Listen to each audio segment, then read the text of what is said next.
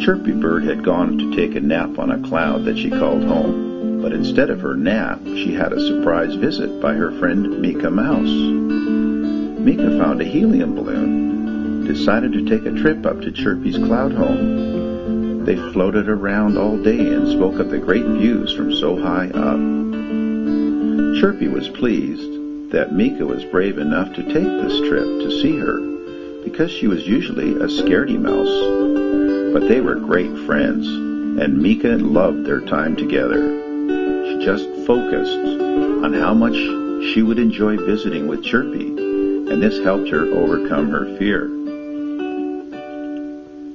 When it was time for Meeka Mouse to go home, Chirpy Bird flew down with her to make sure she had a safe journey. Meeka was married to Jake Mouse, who had come in from New York City. Jake was very brave and always there to protect Meeka. When they arrived, Jake was putting all of his tools in order. He liked things in their place because it made it easier to find them when he needed them. They sat down together and sipped some herbal tea in their garden. Their garden had mint, licorice, chamomile, and raspberry leaves growing that they used for their tea. It was very delicious.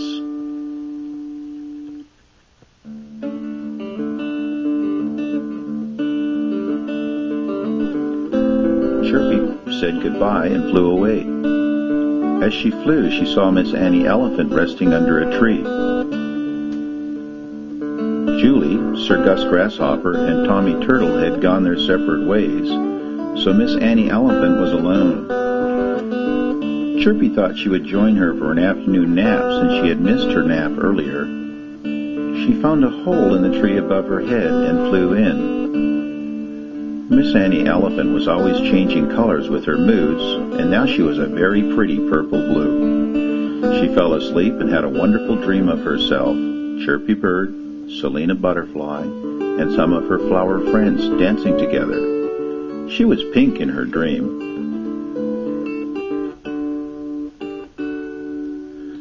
Selena Butterfly was so happy that she displayed all of her colors and patterns for everyone to see. She looked amazing and beautiful as she expressed herself. Miss Annie Elephant continued to dream. She was now dreaming she was a performer in the circus and was doing a balancing act with her friends, Smooch, Selena, Benjamin, Chirpy, and Jake. At the end of her act, she took a bow, and the whole audience was applauding her and shouting how beautiful she was. She had a pretty dress on for her finale, and when the circus was over, she went outside and felt the warmth of the sun and thought about how beautiful she felt and what a wonderful day she had. Soon she awoke and felt refreshed and happy. All was well, and her fall seemed like only a distant memory. Her bandages had all disappeared. When Benjamin Bear left the band, he went home to hibernate. First he was very hungry, so he ate a delicious fish dinner. Hibernation is a way to quiet your mind from your thoughts. It is a great way to feel peaceful, and when you stop hibernating, your thoughts are usually better, happier, and more productive. Then Benjamin Bear lit a nice fire in his fireplace and had some wonderful visions of taking a train ride down to the sea with his friends. They heard some very beautiful music on an acoustic guitar. They had no idea where it came from, but it made their trip so much more enjoyable.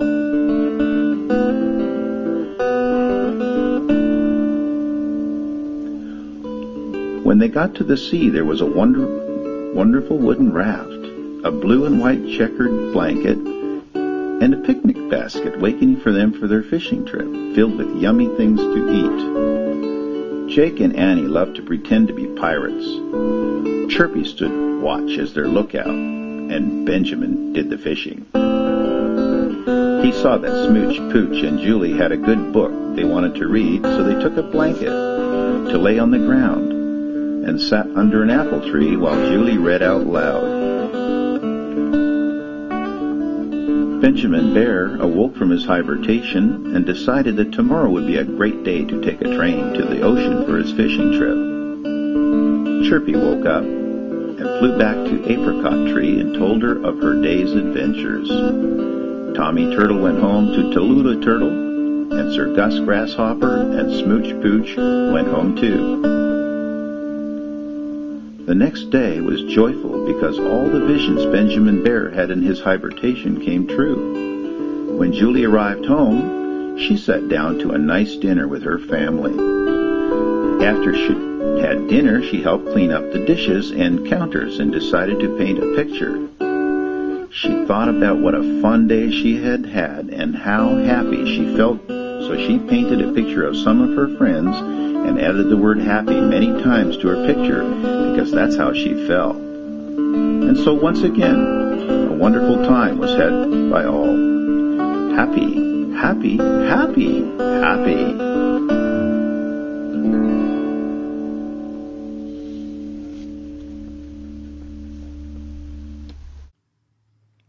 Hi, I hope you enjoyed this presentation of the book A Joyful Day by Bobette Stanbridge as much as I enjoyed reading it for you. I want to thank John Spriggs for his wonderful original music. To order a copy of this hardcover book, go to our website, thebobetteartco.com. That's thebobetteartco.com. Signed and remarked limited edition prints are also available at that website. CDs and DVDs should be available soon. Once again, that is the BOBETTEARTCO.com. Thanks for watching, and I hope you have a really joyful day.